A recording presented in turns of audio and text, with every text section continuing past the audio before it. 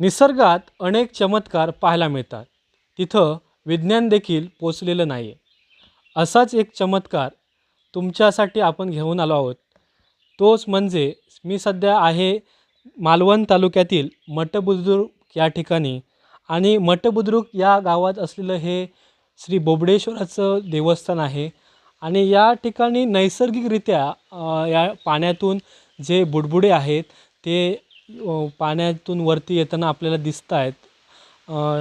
या ठिकाणी आवाज झाल्यानंतर हे जे बुडबुडे आहेत हे नैसर्गिकरित्या या ठिकाणी पाण्यातून आपल्याला पाहायला मिळत आहेत.